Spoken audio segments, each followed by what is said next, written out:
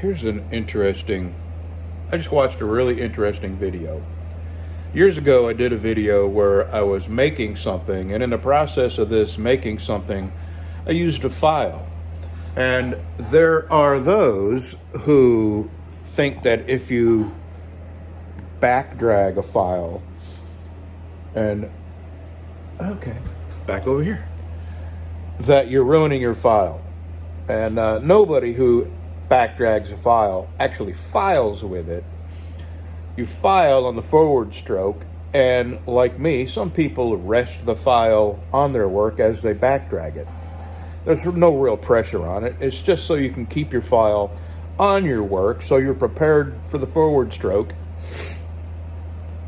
Anyway, I have received over the years lots of the internet experts telling me that I'm using my file wrong. I'm ruining my file.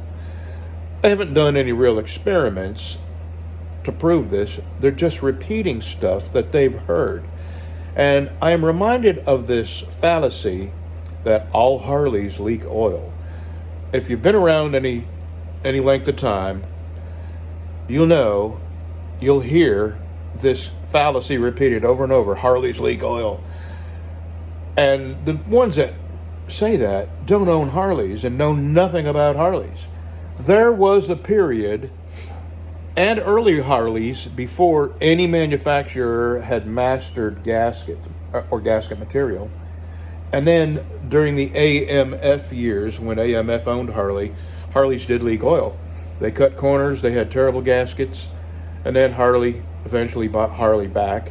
And you won't find a Harley leaking oil, just like you don't find any other motorcycles leaking oil. And back when Harleys leaked oil, so did all the other motorcycles, because gasket technology was not where it is today. So, same thing with files. You have these people who never do any machining, or they've used a file a time or two in their life, and their shop teacher told them to do it this way. So when they see somebody who's doing it another way, and it works, don't put your butt in my face, please. Okay, you got to get down. Do something. They jump on you and tell you, you're doing it wrong. And I have had discussions with people asking them, what makes you think I'm doing it wrong? Because you ruined your file.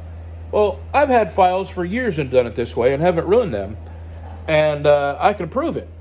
Well, I had one guy tell me that, well, my shop teacher would yell at you if you ever dared using your file like that, meaning leaving pressure on it, barely pressure, on the back drag, to keep your file on your work. And I would tell them, well, your shop teacher can tell me what to do with my file when he comes to my house and buys my files for me. Otherwise, I'm going to do it the way I've done it all my life. I went to a machine shop school when I was a kid. I mean, I didn't go to regular high school. I went to a VOTEC, basically. When they realize that you're going to be too stupid to get a degree in anything, they send you to a VOTEC to learn another skill besides liberal arts or something like that. So there's this video out that has done a scientific, actual file in working, on a piece of metal working. You can't argue with the results. And actually, the bottom line is that files that did experience some back dragging lasted longer. You can't argue with 11,000 strokes of a file on a piece of metal. And I'll leave a link to the video. I just subscribed to the guy. I just found him. And I think it's very interesting. And this is probably only interesting to people who, use tools or have an interest in files and have heard the common misconception that if you back drag your file, you'll ruin it. And you only hear this from people who hardly ever touch tools, don't know a thing about tools. Just like the all Harleys leak, you hear from people who've never owned a Harley, maybe never owned a motorcycle, but to justify their not being able to afford a Harley, they ridicule those that make the sacrifices in their life in order to afford a Harley. I heard it I don't even pay attention to them people anymore because clearly they're ignorant of the truth, and it's not worth your time to explain it to them. And just like the files, I give up explaining to people that you don't ruin a file because you keep your file against your work as you back drag it without putting any filing pressure on it like you would on the forward stroke. That's probably more more than you wanted to know about files and Harleys leaking, which they don't. And anyway, look at the link in the description if you have any interest in actual, factual, real-life use of a file being used 2,500 strokes with just forward pressure and 2,500 strokes with backwards and forward. And this guy put 40 pounds of pressure backwards and forwards. So there was actually, the file fared better and removed more metal using it with pressure on the forward and the backstroke. And I've never used a file with pressure on the backstroke, only on the forward stroke. So I'm not going to worry about it. And I'm not going to pay any attention to the people who know absolutely nothing about files and repeat common fallacies and misconceptions. All right, I'm going to the house. It's still cold out here, and I got her a nice warm blankie. She sits in the sun right here, and I can't make a sheet. I sold the satin finish knife, and the other knife will be ready probably Wednesday or Thursday. I got dye coming, and I'll have it Wednesday, and if it's UPS, and I think it is, it won't get here till late. So next Thursday, I'll probably, is that Thanksgiving? I probably won't make a sheath on Thanksgiving. Probably Friday. Okay, by the weekend, it'll be ready for sale if anybody's interested in that stone-washed BC special. And it appears that my knife making or knife selling is slowing down. And I expected everybody who watches my videos who wanted a knife at this point probably has a knife. So I expected my being able to sell them to slow down. I'm not surprised. I am going to keep making knives whether I sell them to you or not, because what I can do is go to knife shows. I went to that knife show in Ben Wheeler, Texas, and there was a lot of people selling knives. And believe me, my knives, some of them people's knives were selling for $1,600 and stuff like that. Now, granted, they were works of art, and mine aren't to that point. But I think I can sell a $185 knife, a $300 knife, which is my fanciest knife, $330, with, you know, fancy wood and fancy sheath and all that. I don't think I'll have any trouble selling them at a knife show for the prices I'm asking. Okay, I've said enough. Let's pet our cat and go home and drink one more cup of coffee, and then we're probably going to rake leaves with my wife today. Actually, I believe I'm going to be in charge of lighting them on fire. Let me add this. I've been thinking more and more about my upcoming eyeball hardware change. And I think I'm going to just go with the basic. The idea of having eyes that I don't need to wear any kind of glasses whatsoever, and getting rid of the astigmatism that is very attractive to me. But more than that, the thought of going into debt even more. I don't have a lot of debt. You know me enough to know basically what I have debt on. Car, my pickup, my Gator, and 2 motorcycles, which I can deal with all that. That's not debt that stresses me. But we've had sick dogs, we've had to buy medicine, and I've spent a lot of money getting my generator and getting the generator set up, and lots of things around here, that all the wood for my back steps.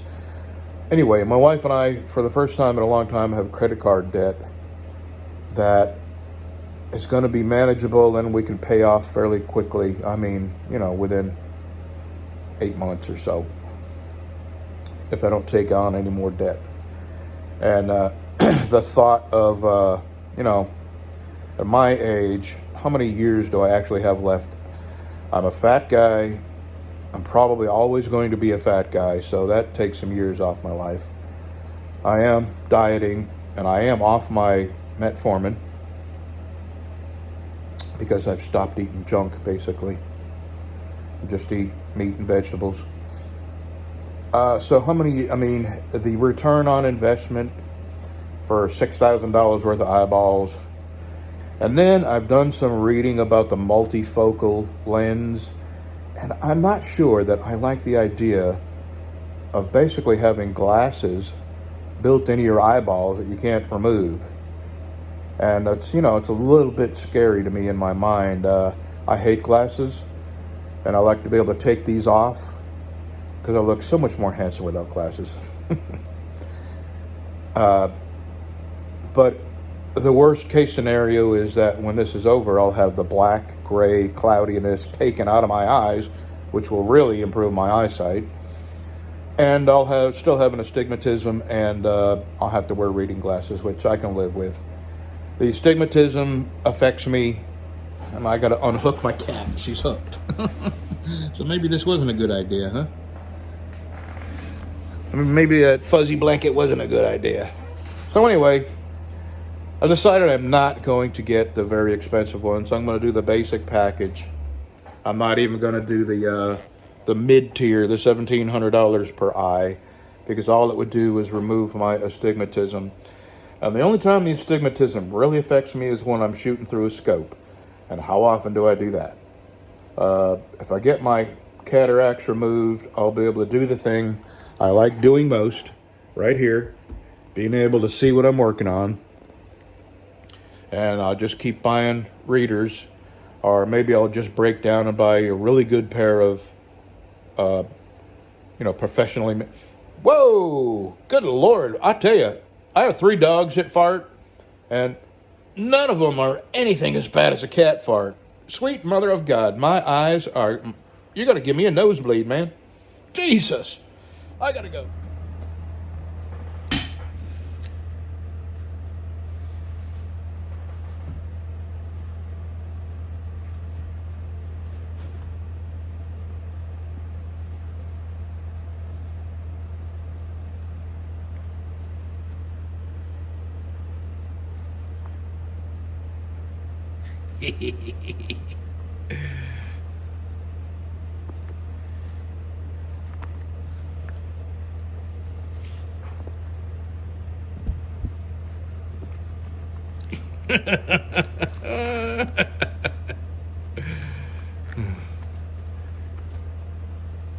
Oh, you hooked up on that? Let's get that out the way.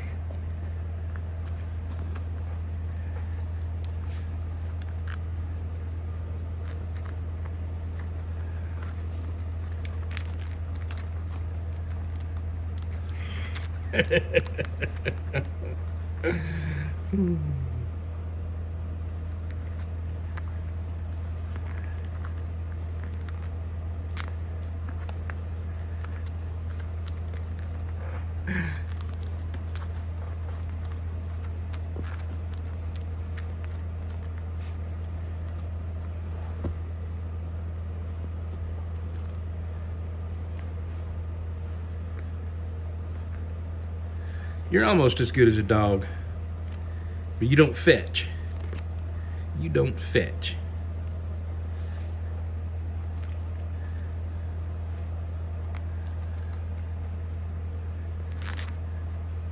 Plus your teeth are sharp like needles. You give up?